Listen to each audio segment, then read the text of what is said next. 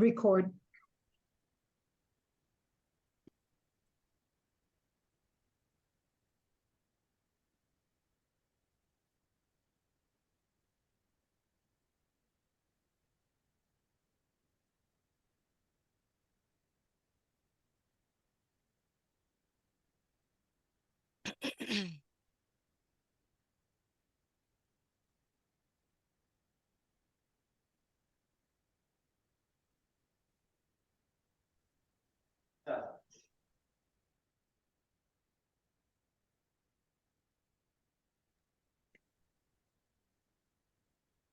Namaste. Welcome to the second day of our Ayurveda week. Nama is organizing this in connection with the Ayurveda Day 2023. And today is the second day, a very important day. So thank you so much for joining us this morning. As we mentioned yesterday, this is an event for 5 days Nama is conducting to make sure that we are not only just, formally celebrating a day and like any other day. Ayurveda as a science of life, how to bring that in our day-to-day life. And that is the whole theme. And I appreciate all of your presence. Let us, center ourselves to be able to focus and to take in all the knowledge and the principles shared today. Today's theme is pranayama. And I have a wonderful panelist here with wonderful knowledge and experience in the field of both Ayurveda and yoga. So it's a special guest. And pranayama, it's a very important theme. All of we need to nurture and share with the world. Because one tool available for us to regulate, channelize, and balance the whole system, including the mind, right? To bring into the centering the mind and able to make sure that we are focused, we are able to accomplish whatever we need to in our day-to-day life. So, Susan Bass, MSADCIAYT. I'm so happy to introduce Susan to the community today. In fact, I don't think Susan needed an introduction. She has been a presenter in the NAMA conferences and known in the community. Susan has a NAMA certification at the Ayurvedic doctor level and NAMA IAYT Ayurvedic yoga therapist who founded the NAMA and IAYT recognized school, the Saraswati Institute of Ayurveda and Yoga Therapy. She holds a Master of Science in Ayurveda and Integrative Medicine from Maharishi International University. In addition to teaching at her own school, Susan teaches Ayurveda at the National University of Natural Medicine as adjunct faculty. So, Suzanne, thank you so much for joining us today and able to lead this session on the second day of Ayurveda Week 2023. Well, Susan, thank you please. so much for having me, Dr. J, and all of Nama and Lucia. It's wonderful to be here. And I should start by thanking my teachers, Dr. Prasad Lad and the lineage of Sri Krishnamacharya for so generously sharing this ancient sacred knowledge with me. So thank you. And I would like to start with a Vedic peace prayer, if that's all right. Let's see. Of course. And so I have it up on the screen, and so please do join me if you'd like to. Om Sahana Vavatu Sahano Bhunaktu Saha Viryam Karavavahe Tejasvinavadituastu ma Vishavahi. Om Shanti Shanti Shanti. Peace. So I will be handing out this this slide deck afterwards, but we're just gonna talk for a little bit right now. Let me see. Okay. So I'm really excited to be here today to share with you all and to share what I think is the most fundamental practice and the basis of all other practices in Ayurveda and yoga, which is pranayama. Ayurveda is, of course, an ancient sacred science that teaches us how to master the potential that humans carry.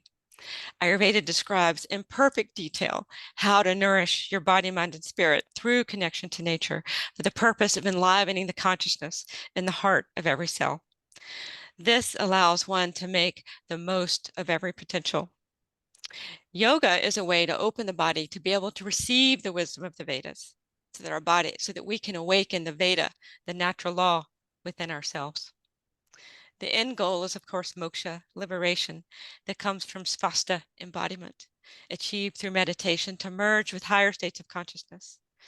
But it is often not possible to sit in meditation unless one has devoted themselves to the yamas and niyamas and opened the hips and strengthened the core muscles through practicing yoga asana and calmed the mind with pranayama. But once the body is stilled, then the mind can be still. Then one can merge with higher states of consciousness in meditation. And this is the place where all healing happens. This is our birthright. Acharya Charak said to his student Agnivesh, listen, physicians are of two kinds, the superior who promotes prana and thus destroys disease, and the inferior who pursues disease and thus destroys prana. Sutrasthana 29.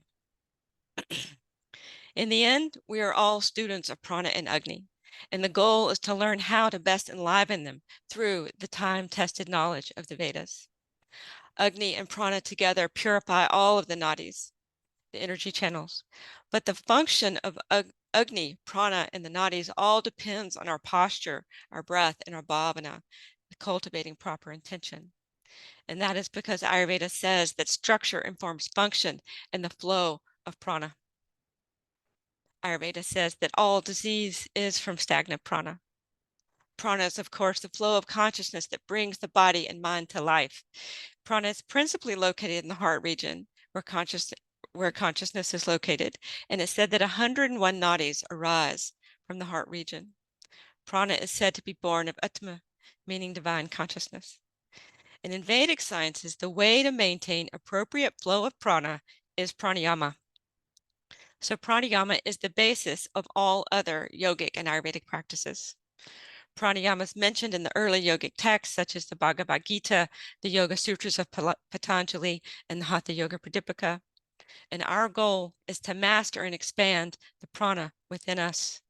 The meaning of the word pranayama is to lengthen the life force. Pranayama saved my life and allowed me to be able to live on my dharmic path. Our dharma is a dream our soul makes, and without it, my soul was suffering and withering. In the Hatha Yoga Pradipika original commentary, it says, Ha and Da make Hatha. Surya and Chandra, Ha is Surya the sun, Da is Chandra the moon, and their union is Hatha Yoga. In the language of yoga, Pranavayu is Ha, the sun, Surya, and Apanavayu, the downward moving grounding action of Vata, is Da, Chandra, the moon. Thus, Hatha Yoga signifies their union. It's the union of Pranavayu, this inward moving prana, and Apanavayu, this downward action of Vata, that makes Hatha Yoga. The definition of Hatha Yoga is pranayama. It's the union of prana and apana within us. And when one learns to master the prana within themselves, they can easily bring pranavayu down to meet apanavayu. And when prana and apana meet and make union in your body, only then can samanavayu be balanced. And then this wind of Vata blows evenly on the flames of Agni, so we can have Sama Agni. We can't just go straight for Samana Vayu to balance Agni. We have to go through the union of prana and apana. So first we address prana so that we can address Agni. Pranayama is food for the cells. If you can breathe with awareness, you can change your life.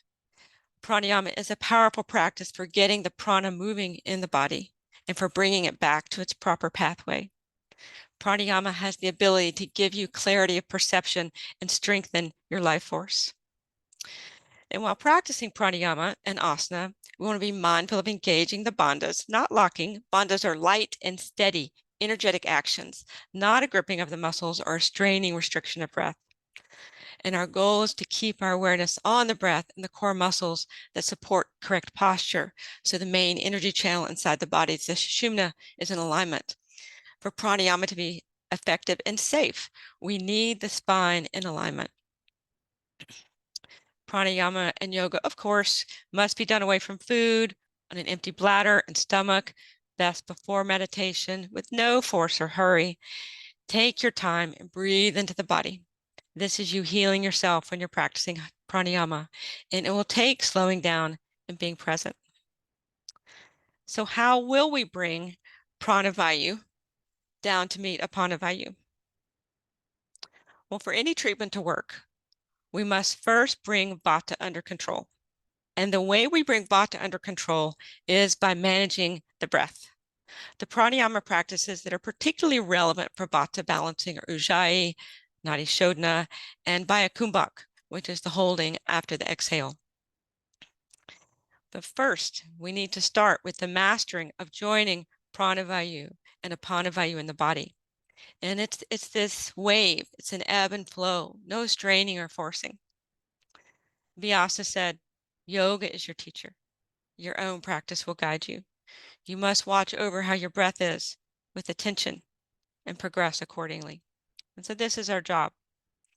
Normally, our breath rate is 12 to 18 breaths per minute, but we should take deep, long breaths and reduce that number and practice the Dirga breath, the long and subtle breath, also known as the three-part yogic breath. So let's get started. We'll start with getting into the posture, and I'm going to teach it through seated position, but note if you're in pain, if your back hurts, your hips are too tight and it's distracting you, lay the spine down flat on something, maybe put something under your head, but don't be uncomfortable. If you need to lay down flat on something, then do that. But I'll be teaching it as in a seated position. So Ayurveda says structure informs function and the flow of the prana, and all disease is from stagnant prana.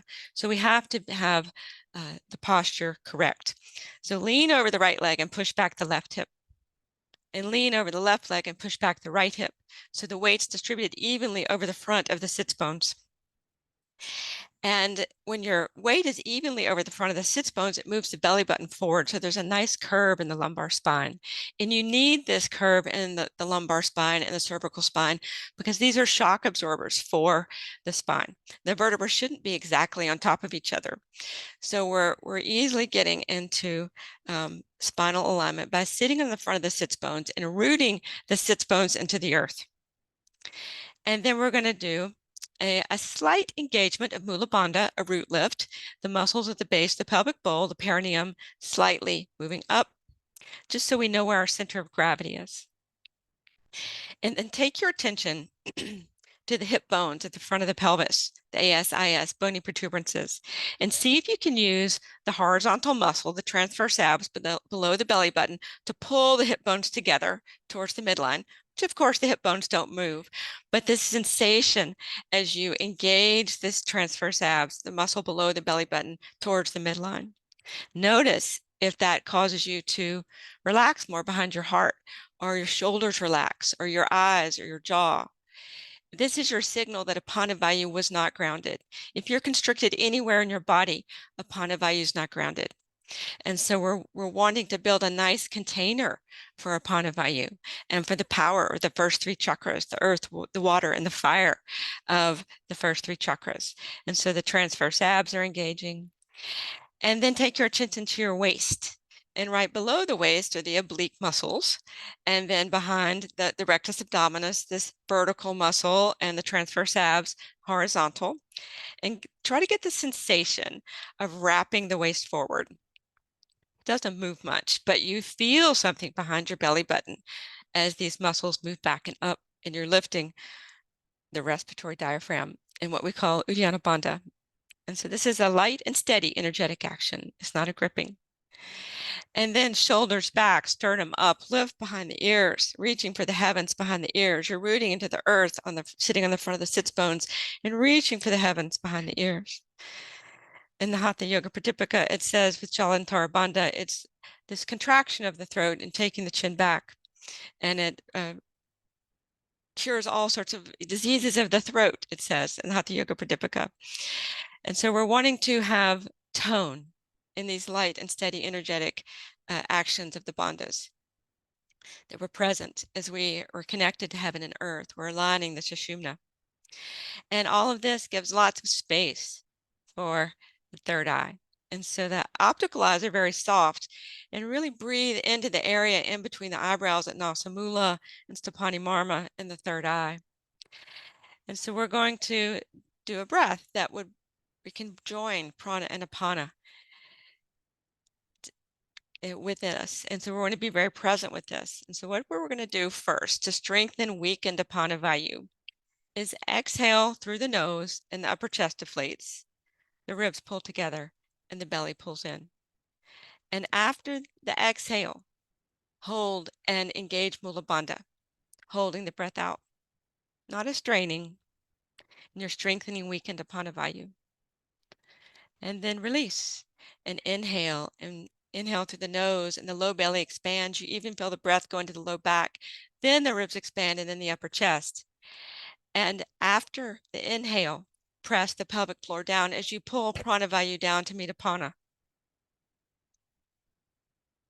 And then release. And then start the long, slow exhale through the nose as the upper chest deflates, the ribs pull together, and the belly pulls in. And after the exhale, you lift Mula Bandha to come up to meet pranavayu. Then release. Inhale, the low belly expands, then the ribs expand, then the upper chest. At the end of the inhale, pressing the pelvic floor down to pull pranavayu down to meet apana. And so remember, yoga is your teacher. Your practice will guide you. Your own practice will guide you. And your job is to watch over your breath and progress accordingly. We're watching this ebb and flow, this dance between prana coming down to meet apana and apana coming up to meet prana. And this is Hatha Yoga. This is the union of the sun and the moon, of Surya and Chandra in the body. And then we can light and balance Samana Vayu that will evenly blow on the flames of Agni, and we create Sama Agni. So this is the practice that we start with. And what you want to do is 1 minute, 5 times a day. Connect with this practice again. Like when you wake up in the morning and you're in bed, just watch prana come down to meet apana and apana come up to meet prana. And then 1 minute before each meal, and then 1 minute before you go to bed. That you are connecting with this throughout the day, connecting with this union within you and balancing samana. And so this is a really important step in reaching our goal of making sure vata is under control by managing the breath so that prana and apana can meet in the body and ignite and balance samana vayu to support sama agni. So let's just do it one more round. Inhale, low belly expands, feeling the breath go into the low back. Then the ribs expand in the upper chest. And at the end of the inhale, pressing the pelvic floor down as you pull pranavayu down to meet apana. Relax. And exhale, the long, slow exhale through the nose. Then the ribs contract and the belly pulls in as you blow all the air out of the nose. And at the end of the exhale, Mula Bandha engages and apana comes up to meet prana. And so can you stay with this throughout the day? We all come in and out, But this is where we're going to be able to create internal balance. Yoga is your teacher. Your own practice will guide you. Your job is to watch over your breath and progress accordingly with attention. And so when we're doing pranayama, we're gently gazing at the nose, tip of the nose. And when you breathe, you're doing it with the feeling that the divine is present within you in the form of prana. This inspiration is you bringing in spirit. And it's really important that there's no straining. So why is this practice so important? Why is pranayama the basis of all other practices in Vedic sciences? Because when the muscle that controls the breath, the respiratory diaphragm, is weak, it sets the stage for an inability to master and expand the prana you take in. The respiratory diaphragm is a tarp-like muscle right here. And it's one of those forgotten muscles.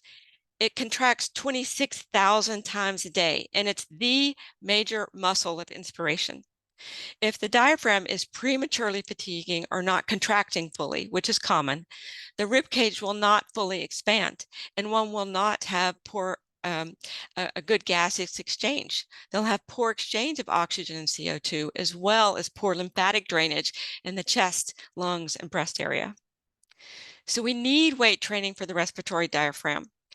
Pranayama is weight training for the respiratory diaphragm. According to the original yogic texts, what makes a breathing technique a pranayama is breath retention, or kumbhak. And there are lots of different types of kumbhaks. The only ones we're talking about here today is Baya kumbhak, the holding out after the breath.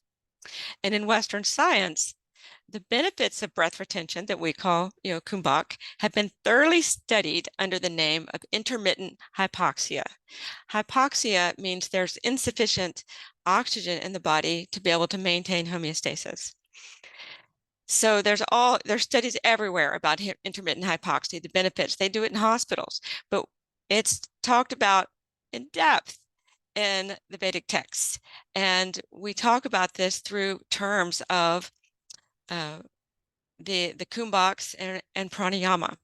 The benefits of breath retention include all sorts of things, such as boosting stem cells, increased nitric oxide, healthy inflammatory response, metabolic support, lowering blood pressure, balancing blood sugar, increased neuroplasticity, addressing underlying emotional issues.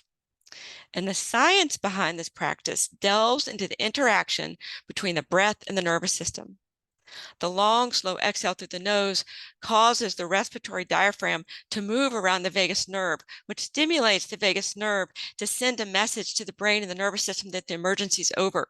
80% of what the vagus nerve does is communicate back from the outposts, the visceral organs, to the control center, the brain and the nervous system, tell us what's happening so we can direct the body. And the long, slow exhale causes the respiratory diaphragm to stimulate the vagus nerve, create vagal tone, and tell the brain and the nervous system the emergency is over. And the brain and the nervous system rule the endocrine system.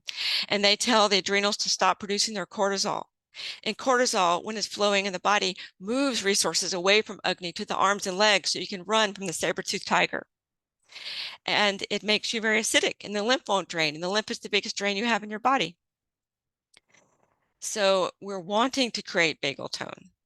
And that's this heavy focus on the respiratory diaphragm, and the retention of breath in pranayama and kumbhak is at the core of how we can change our internal chemistry through the way we breathe.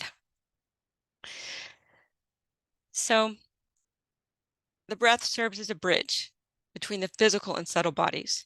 You can learn to harness its power for self-awareness, inner harmony, spiritual growth, as well as physical health. But how do you recognize if you are habitually overbreathing? Meaning you have a weak, fatiguing respiratory diaphragm that does not fully contract and expand for proper breathing. For most people, overbreathing, which is habitual upper chest breathing, is subtle. It's hidden, which is why it often goes undetected. And the typical breathing characteristics of people that habitually overbreathe could be things like they breathe through the mouth, There's audible breathing during rest. They have regular sighs. They're sighing throughout the day. They're sniffling a lot throughout the day. They have irregular breathing patterns throughout the day. They find themselves holding their breath during waking and sleeping hours and not even realizing it. They take large breaths prior to talking. They tend to do a lot of yawning with big breaths. Yawning also stimulates the vagus nerve. And so the body is desperately trying to stimulate the vagus nerve as well as balance gaseous exchange in the body. And so yawning with big breaths throughout the day. And there's a lot of upper chest movement. If you're doing the full 3-part breath inhale where you're into the lower lobes of the lungs and you're pressing down the pelvic floor, there's plenty of room. There's no need for movement in the shoulders and upper chest. There's not a lot of visible movement in the breath. But when someone's trapped in upper chest breathing, it looks like there's a lot of effort going on breathing. And they often breathe very heavy at night. So you're just wanting to notice, like, how many of these apply to me? Do you sigh during the day? Do you breathe through the mouth? Do you wake up with a dry mouth in the morning? Does your breathing get faster or more chaotic when you're stressed? So let's do a pranayama called pratiloma that is going to take this even further. It does require a kumbhak, a breath hold, by a kumbhak, holding out after the exhale. And pratiloma is a technique where it's inhalation muscle training. It enhances respiratory diaphragm function. It's like weight training for the respiratory diaphragm. And when we do pratiloma with the Baya Kumbhak, it really opens the channels and counteracts the lazy diaphragm that's so common in our culture. This nasal breathing also activates neurological calm, and it's similar to high altitude training because you're creating a resistance on the inhale when you're doing pratiloma. Studies show it can be very good for GERD, which we call upward moving digestion, or amlapitta, and is very often taught in hospitals, but it's in the Vedic texts as pratiloma. I should note that you should never feel breathless after pranayama. The heart rate shouldn't increase. And if you ever feel dizzy or ungrounded, it's a sign to stop and rest. And I am going to teach pratiloma with a Baya Kumbhak, but you may leave the Baya Kumbhak part out if you're really new to pranayama, or you're recovering from surgery or illness, or you have severe asthma or allergies and it doesn't feel comfortable. Pranayama should always feel comfortable. Or if you're in menses or pregnant or you just ate. And so decide if it's right for you or not. So how are we going to do this? How are we going to do pratiloma? The left hand goes in wisdom mudra, yana mudra. We're connecting the thumb to the index finger and the other fingers are straight, and this helps to open the lower lobes of the lungs. We're connecting the nadis that help open the lower lobes, and then rest the back of the palm on the thigh. And then the right hand goes in Vishnu mudra as the index finger and middle finger go down, because we're only using these fingers to, what we're going to do is close off the flow of air on the inhale 50 to 75%. It's resistance training, high altitude training on the inhale, but the exhale is just open nostrils. So we're running out of time. So let's just do 5 rounds where on the inhale, you'll do the 3-part breath with half the breath closed off, then the normal exhale. And then after the breath, you blow out the air through the nose and then finish blowing out the breath through the mouth, because you would never blow the breath out really fast through the nose. But at the end, we can get all the air out through the mouth. And then engage the bandhas, these light and steady energetic actions to hold the breath out in Baya Kumbhak. Only as long as comfortable. There's no straining. When it's time to breathe, release the bandhas and breathe. Hey, So if it Susan, feels, yes. I just wanted to tell you that you have plenty time. We're here until 1 p.m. and if we can leave 10 to 15 minutes for questions, that's fine. So you have plenty time. You don't have to rush through. Okay, thank you. I didn't know that. I thought I had like 2 minutes left. Okay, very good. So let us inhale through the nose, closing off the flow of breath 50 to 75%.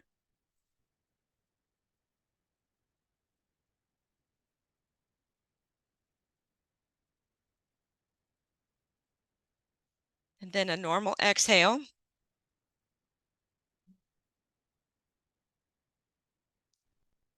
With open nostrils. And then back, inhale.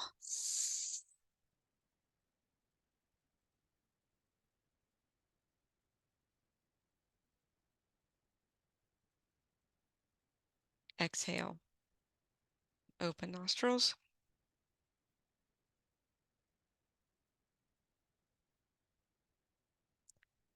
And so 5 rounds if it feels good to you.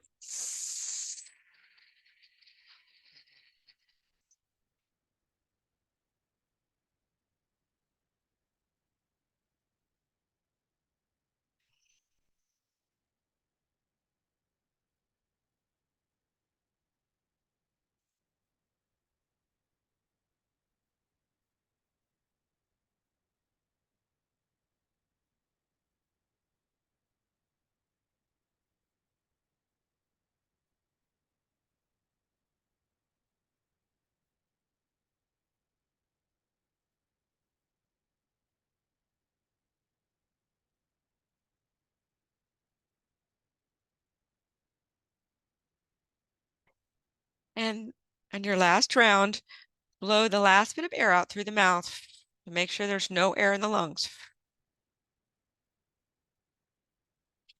And then Mula Bandha is what holds the breath out.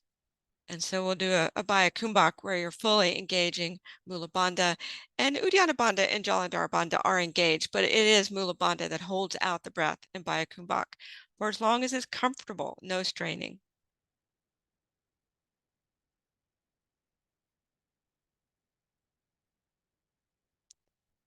And then when it's time to breathe, release, and just keep your attention inside your body.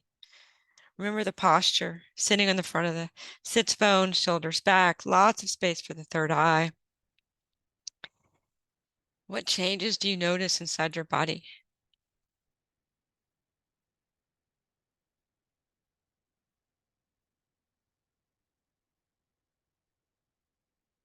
Is it easier to inhale or exhale?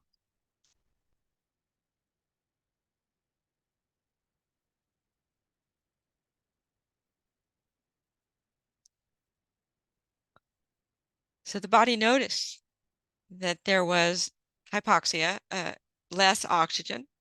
And so it dumped the oxygen from the hemoglobin molecule into the tissues. And so you hyperoxygenated the tissues. And then there was room for the CO2 on the hemoglobin molecule, and then you were able to breathe that out. And so it makes for an extremely effective exchange of oxygen and CO2 where you've deeply oxygenated the tissues. And if you can oxygenate your blood, you can alkalize your blood. And if you can alkalize your blood, you can drain your lymph. Like, never underestimate the body's #1 nutritive requirement, oxygen, to make you feel better. And this is how you get it in deep. And you strengthen the respiratory diaphragm. And so we're wanting to leave lots of space for the third eye. And so the optical eyes are very soft. And so it's like the third eye, it's like it's just looking through your forehead. There's lots of room for it at Nasamula and Stapani Marma.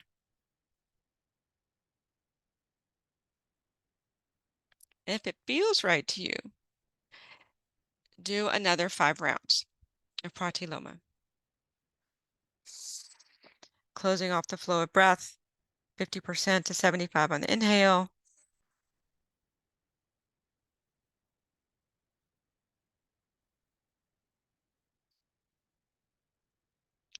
Exhale, open nostrils, upper chest deflates, ribs pull together, belly pulls in, blowing out all the air through the nose.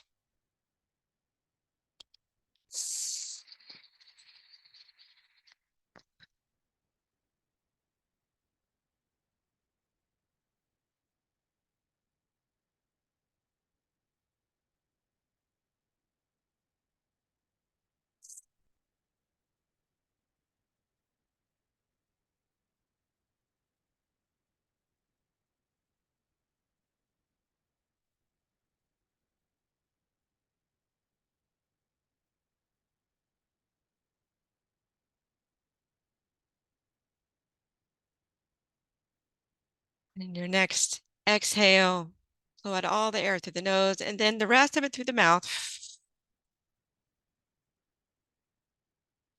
And then no air. Engage Mula Bandha fully to hold the breath out. And you're engaging Uddiyana Bandha and Jalandhara Bandha as well as light and steady energetic actions. Is you're in intermittent hypoxia by a kumbhak. It was time to breathe. Release the bandhas and breathe in.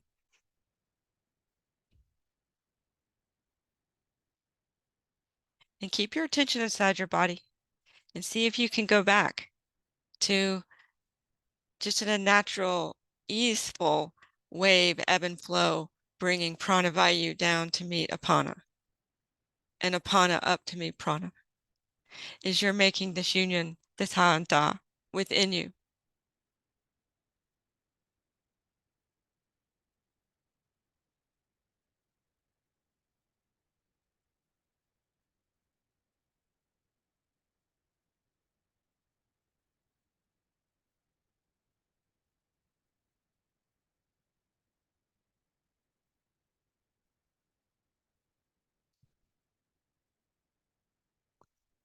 So remember, yoga is your teacher. Your own practice will guide you.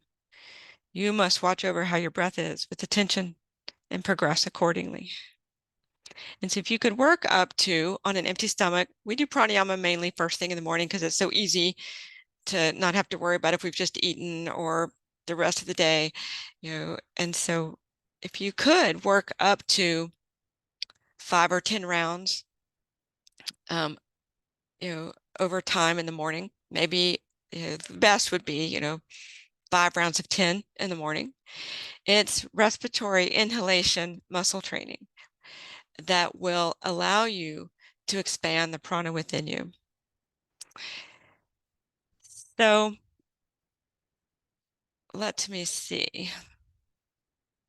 Let me share my screen.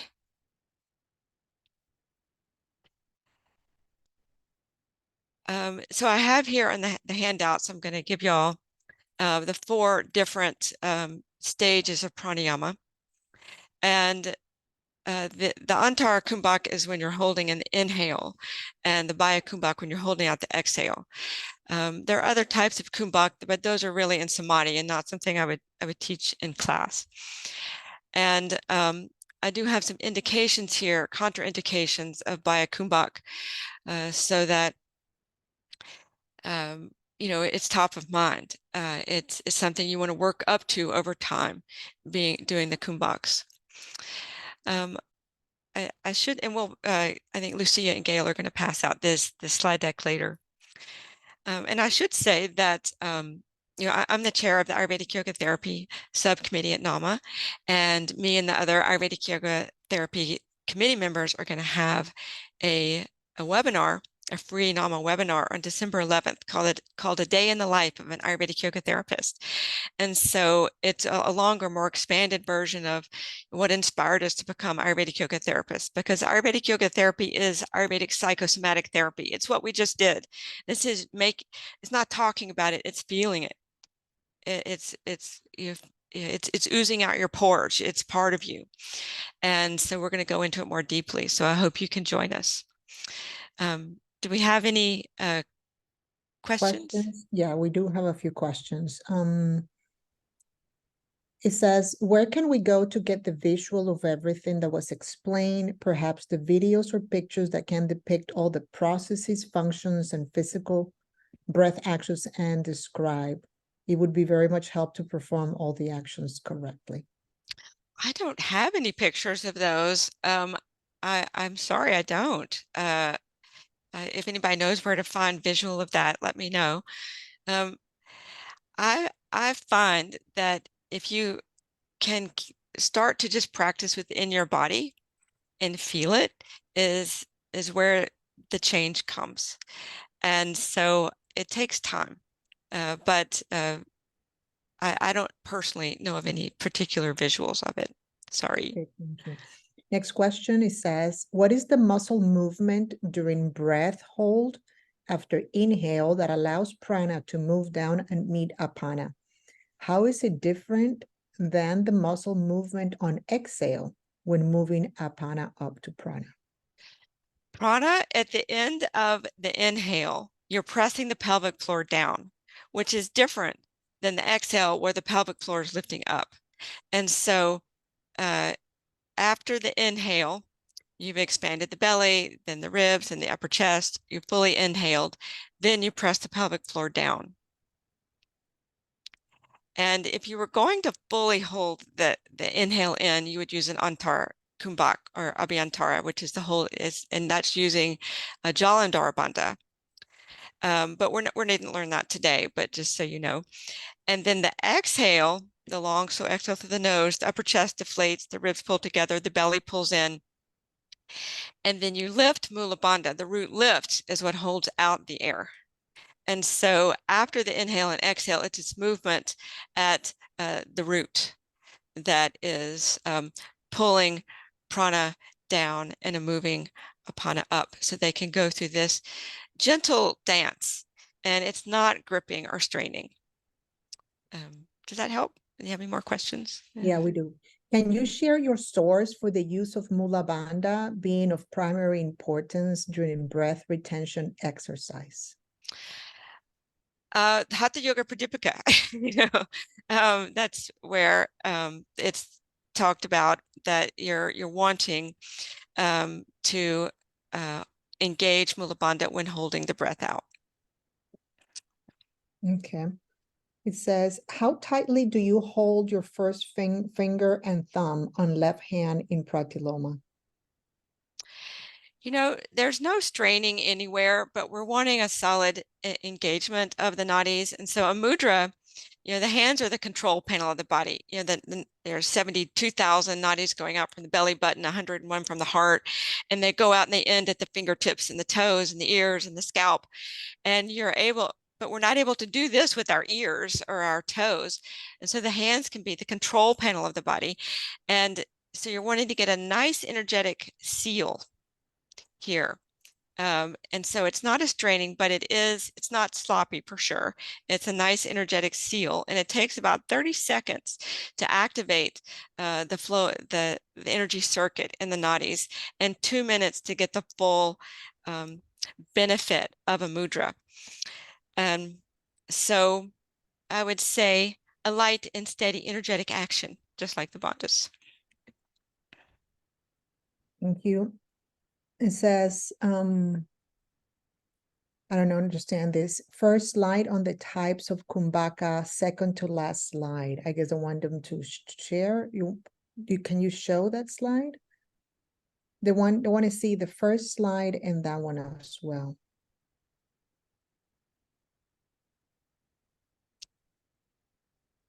I'm not, is this the right place?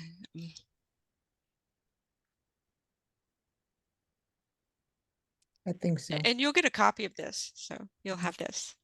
Right. Okay. And then let's see, when is the December yoga therapy event again, please? It's December 11th from 5 to 6 Pacific Standard Time. And it's myself, as well as 2 other Ayurvedic Yoga Therapy subcommittee members, Julia Abramova and Corey Tishier. And we're talking about what inspired us to become Ayurvedic yoga therapists and what our day looks like while we're, what we're doing with our clients. And so and then we'll each give a presentation and have time for question and answer afterwards. It happens to be this, I'm sorry, it happens to be the student mingle. So it's on the website under current events. People can find the link there and register there. Thank you, Gail. How many times can we perform the process of the merging of prana and apana within you? I think if that's what you're asking, this process, we're hoping that this gentle flow of the prana down to meet apana and up to meet apana can happen as often as possible, because it's not a straining or a gripping. It's that you are making union of heaven and earth, sun and moon, prana and apana in your body. Because yoga, it means union. Yoga therapy is union therapy, the union of the body, mind, and spirit. And this breath serves as a bridge between the physical and subtle bodies. So as often as possible, but notice it should not make you feel breathless. It should not raise your heart rate. And that's why our mantra is yoga is your teacher. Your own practice will guide you. Thank you. Where can we go to learn all of this in person? Are there trainings or courses? Well, NAMA has 2 Ayurvedic yoga therapy schools. I have one, the Saraswati Institute, and we do have programs to teach this. And Mount Madonna is the other NAMA Ayurvedic yoga therapy school. Wonderful. What are the 3 bandhas in Pratiloma, or is it just 2 bandhas, mula and throat? Well, in pranayama, we're always engaging the Mula Bandha, Uddiyana Bandha, and Jalandhara Bandha as light and steady energetic actions because they keep the Sushumna in the right position. And so we're always engaging them, but we're only fully engaging Mula Bandha if we're holding out the exhale, or fully engaging Jalandhara Bandha if we're holding in the inhale. And it's really important that you study the bandhas and pranayama with a teacher. It's not something you would just sort of like learn from videos online. Like, you need an actual teacher. The bandhas must be done properly and come at the right point in your study. So we don't want to overdo the bandhas, and so it's something that we move slowly into with presence. Next question, is that pushing down on pelvic floor similar to releasing urine? No, Sahuli Mudra is the mudra for engaging the urethra. And so I would say Sahuli is a little bit in front of where we're talking about pressing down. So I would say not only that might be engaged from the back to the front, being Ashvini which is at the anal sphincter, Mula Bandha at the perineum, and Sahuli at the urethra. I feel all of them when I do it, do either Mula Bandha or pressing down the pelvic floor. But you wouldn't just be working on the urethra, Sahuli Mudra, when you're doing that practice. Okay. It says, this is great, Susan. Are you seeing students/clients in person in Portland? I'm not. I'm just teaching now, but we have a great faculty at the Saraswati Institute in Portland, and they are seeing clients, and I can give you their names and numbers. Can you do pranayama without engaging the bandhas? It's not how it's taught. It's taught with the bandhas, the light and steady energetic actions. Like, let's say you tried to do pranayama with the head moving forward. You could hurt yourself. Like, the sushumna, the spine, must be in alignment, and you'll find that a huge portion of our population, the belly button's going back when they're sitting, the head's moving forward as they're leaned over a desk. And if someone tried to do pranayama in that position, they could create a stagnation of prana that could harm them. Pranayama is very powerful. In the Vedic text, it says if you do pranayama incorrectly, and this is meaning like, all day long incorrectly, it says it could kill you if you really overdid pranayama and you did it all the time. Like, it is taught from one teacher to the next with great care, so that they can see that your sushumna, your spine, is in alignment, and that you are getting down deep, and that you're not doing anything that could cause harm, and that you have, before that, devoted yourself to the yamas and niyamas and done the yoga asanas to build the core muscles so you can hold your spine in the correct position. So I forgot the question now. What did you say? What was the question again?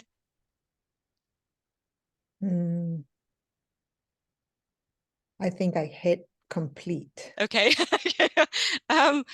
I'm good. It's good to come to me. Let's see. Oh, if you could do the pranayama without the bandhas. Yeah. The bandhas, thank you. The bandhas keep you in the correct position. You know, holding the head, contracting the throat, and holding the chin back, make sure that you're not trying to like build up a lot of prana in the body, but there's this big traffic jam here, and that's the way it is for the whole spine. We've got to have a nice flow of energy in the Pingala and the Sushumna to make it safe for you. So the bandhas keep you present, centered in, you have a center of gravity, the respiratory diaphragm is lifting, the head's in the right position. And these sphincters, which are these funnel shaped muscles, yoga has done just the most brilliant job of explaining why they need to be strong. I mean, once the sphincters go, life's over. Like when you can't swallow and you can't, make the complicated exchanges between air and food, and you can't hold in, the feces and urine, like the health of the sphincters will determine your longevity, almost as much as your Agni. And so yoga has, in a very caring way, described how to keep these toned and in balance and why it's so important.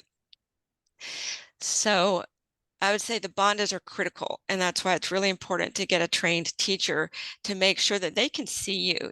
Even if it's on Zoom, they can see your spine, they can see how you're moving, because they are critical for doing pranayama and yoga safely and for your health long term. Wonderful. We have a few more. I have an 81-year-old client who has dementia, and I practice Nadi Shodhana with him before and after yoga. Curious if Susan can recommend any other breathing practices that are helpful. Maybe Kumbhak? By Kumbhak, if someone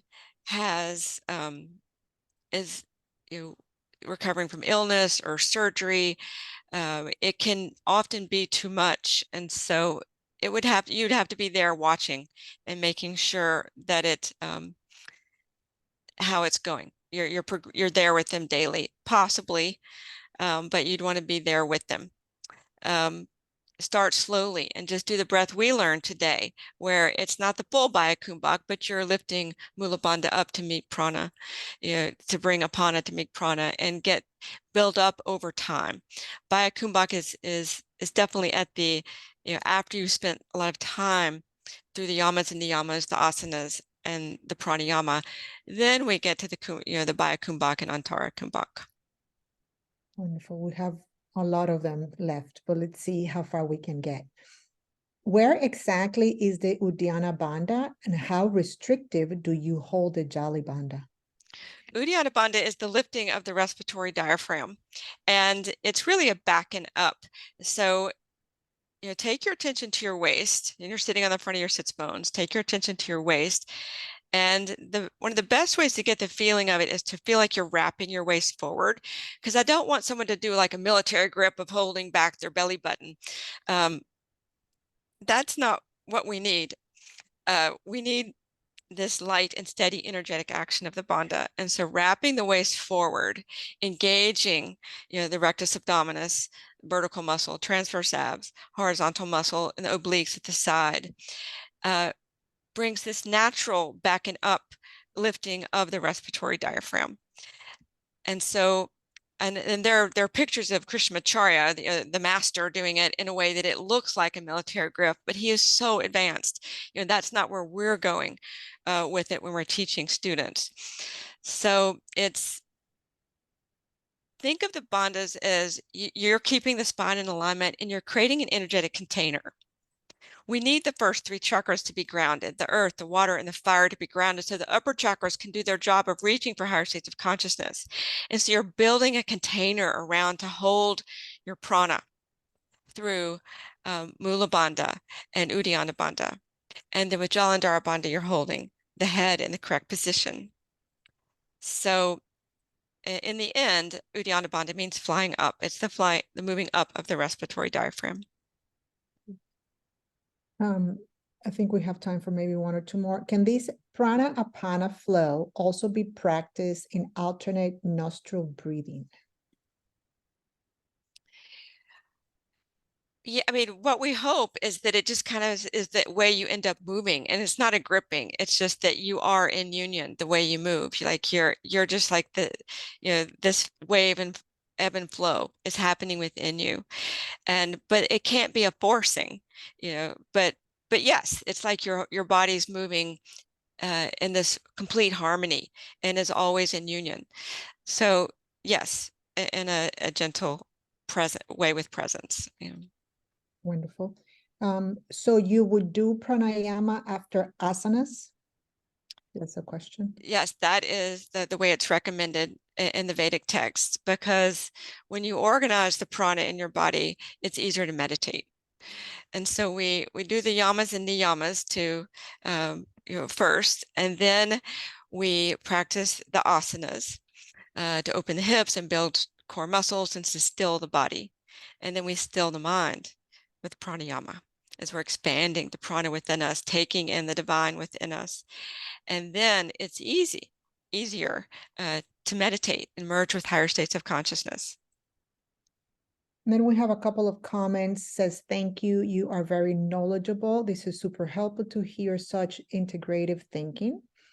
Thank you very much, Dr. Susan, Dr. Jay, and Nama, for this excellent presentation, inspiring and grounding. Let's see, question, I think. Any safe technique for people with swallowing disorders secondary to stroke? That recently came up for me. My father had a stroke this year and he had a swallowing disorder.